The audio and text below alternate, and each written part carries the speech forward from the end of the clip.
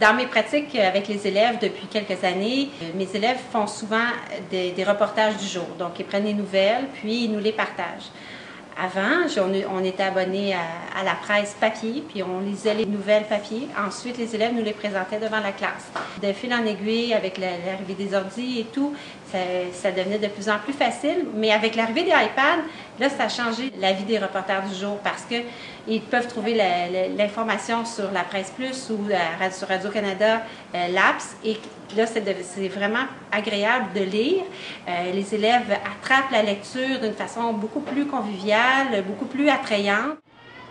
Moi, je trouve ça quand même assez amusant qu'on puisse lire la presse directement à l'école à la place de lire sur papier. Puis en plus, on peut lire sur l'iPad et il y a plein de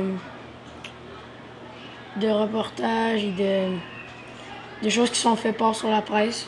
Alors, ils trouvent que la nouvelle est intéressante, le texte est lourd, appuie sur la vidéo, voit des photos, il y a des petits tags qui leur permettent d'apprendre des petites nouvelles courtes. Ce qui fait que la recherche d'informations se fait beaucoup plus rapidement, ils se découragent moins pour trouver leurs nouvelles. Et ensuite, pour en apprendre, ils sont avec deux iPads, chacun de leur côté, ils se partagent leur information.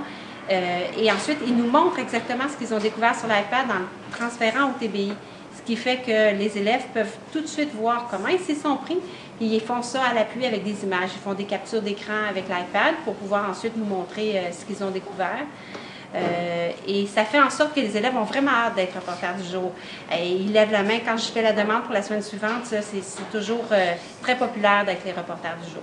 Moi et Amélia, on a l'idée de l'utiliser pour notre diaporama pour les reporters du jour aujourd'hui. C'est pour ce qu'on va faire, c'est ce qu'on est en train de faire en ce moment. Aujourd'hui, nous allons vous parler de l'enfant qui a été volé à l'hôpital Trois-Rivières. La jeune femme qui l'a volé se nomme Valérie Poulin-Collins. Cette jeune femme a 21 ans. Elle a volé un bébé qui se nomme Victoria, qui avait juste 16 heures. Bonjour. Aujourd'hui, on va vous parler des séries des Canadiens, des séries qui seront dans la Ligue nationale.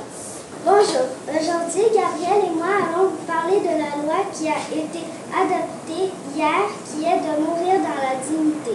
Merci de nous avoir écoutés en espérant que les malades ne souffriront moins. Vous pouvez aller sur la Presse Plus pour trouver l'information. Est-ce que les personnes sont obligées de la prendre, la s'ils ont... S'ils souffrent trop et ils veulent abréger leur souffrance. Là, je suis en train de publier une vidéo sur le compte YouTube de notre classe pour que les parents puissent le voir s'ils veulent. Et je l'ai mis non listé pour qu'il faut qu'on ait sur vraiment un lien, non sur notre compte. Reporter du jour, la loi, mourir dans la dignité.